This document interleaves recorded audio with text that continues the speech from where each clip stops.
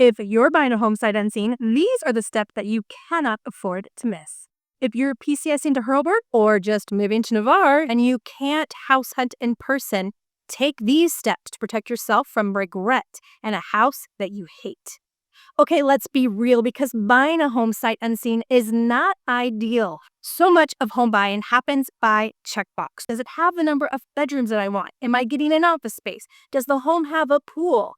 But for a lot of buyers, you know you found the one when you feel it. When you walk in the door and you think, oh my gosh, this is my space.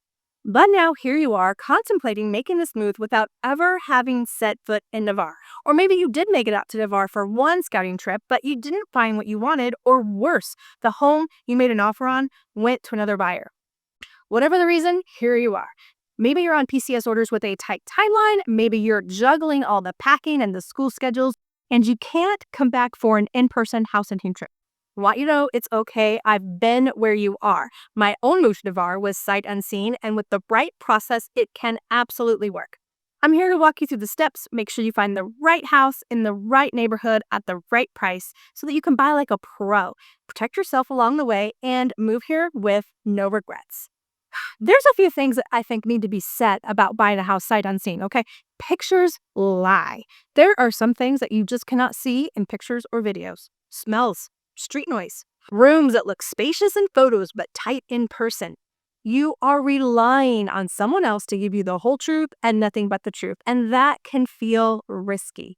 On top of that, this probably isn't your forever home. If you're relocating for military reasons, you might already know that you'll sell this home down the road, and that means resale potential matters. So quirks or flaws that could hurt your resale ability down the road, you need those pointed out to you, even if you love them today. Here's what usually worries families about buying sight unseen. What if the neighborhood isn't what I pictured? What if the house smells like smoke and the rooms are smaller than we thought? What if we overpay and 3 years down the road, we are stuck with a home that is hard to sell? These are all valid fears, but the good news is each one has a solution. Number one, picking the wrong neighborhood. Photos can show you a pretty house, but they can't tell you what it'll be like when you want to take a walk in your own neighborhood. They can't tell you what it'll be like if traffic backs up and you can't get in and out of your neighborhood. Photos don't know anything about commute times, and photos don't tell you how far away you are from the beach. In Navarre, you've got some pretty good choices. If you choose to live east of the bridge, at least in Navarre Beach, you are going to be that much closer to Hurlburt, and you'll never get stuck behind traffic that backs up at that bridge. Holley by the Sea is a big neighborhood, and most of the homes, if not all, sit on half-acre lots. And you get a lot of amenities. You get the pool, the weight room, the sauna, the tennis courts, pickleball, and private areas along the sound where you can fish or launch your boat. If you have small children, there's even a playground down there where you can hang out and let them goof off on the slides or the swings. Right in the middle of these two areas sits a large residential section that does not have an HOA. In fact, there are a lot of places that you can live if you want to stay away from an HOA. A lot of people come here to live on the beach, and if that is your jam, there are homes out on the island in all price ranges. Just remember that if you live on the beach, you have to come across that bridge every day, and that bridge does back up sometimes. If you're moving to Navarre soon, make sure to grab my free location guide. I will link it in the description. In it, you will find a neighborhood breakdown with commute times, price ranges, and other important details that will help you make your decision about where you want to live in Navarre. What's right for one family isn't right for another, and that's why you need more than listing photos. You need a full video tour of both the house and the neighborhood.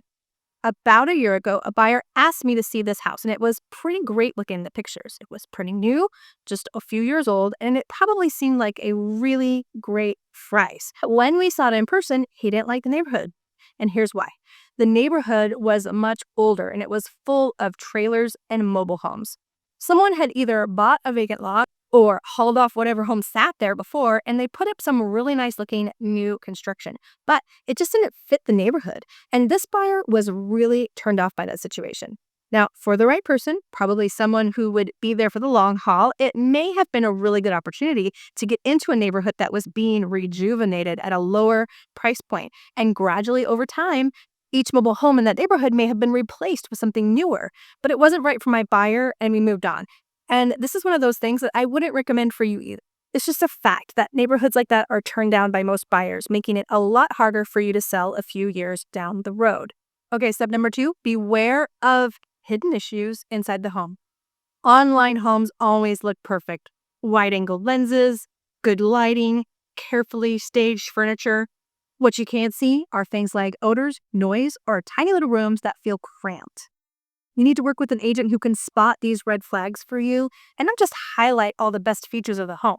You need someone honest who can tell you both the good stuff and the bad stuff. And listen, every home has something wrong with it, so do not expect perfection.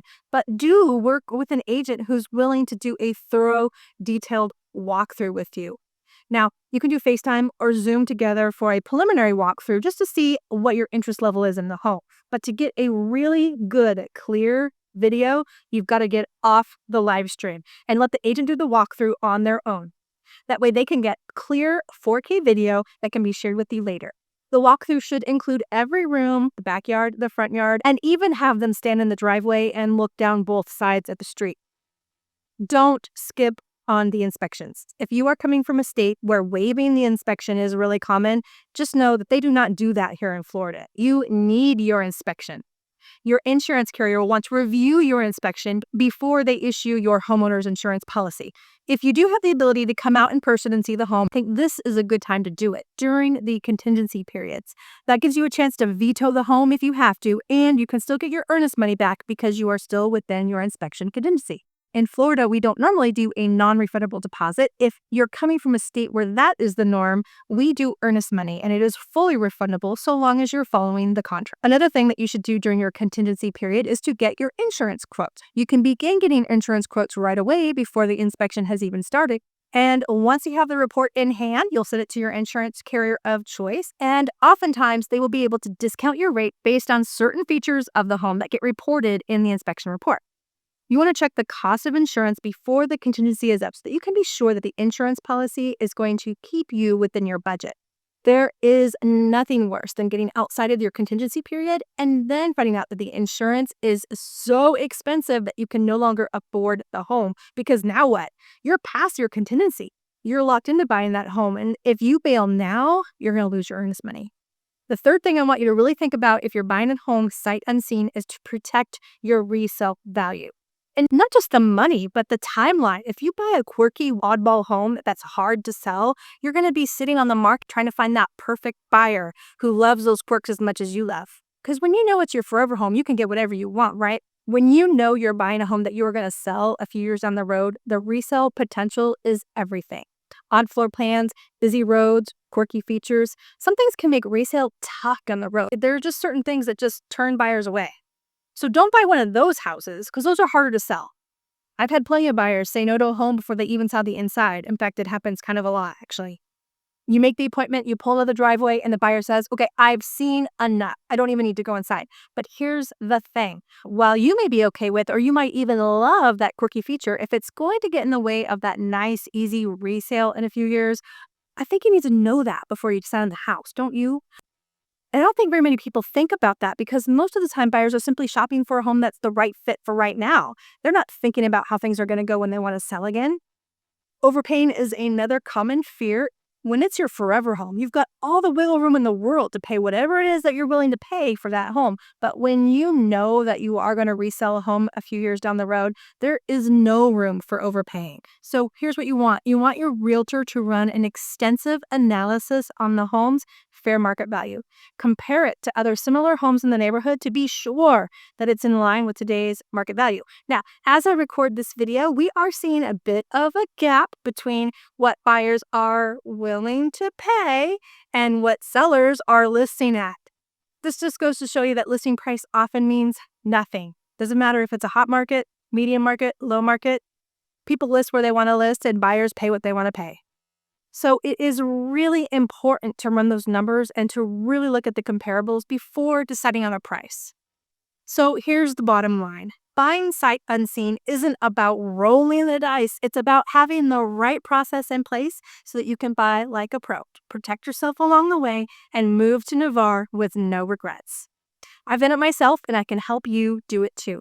If you're moving to Navarre, grab my free location guide where I break down the neighborhoods, the commute times, price ranges, and everything that you need to know to make a confident move forward. And if you found this video helpful, check out the next one where I will take you through the 5 biggest mistakes that military families make when they move to Navarre. I'm Leah, your favorite local Navarre realtor, and I will see you in the next video.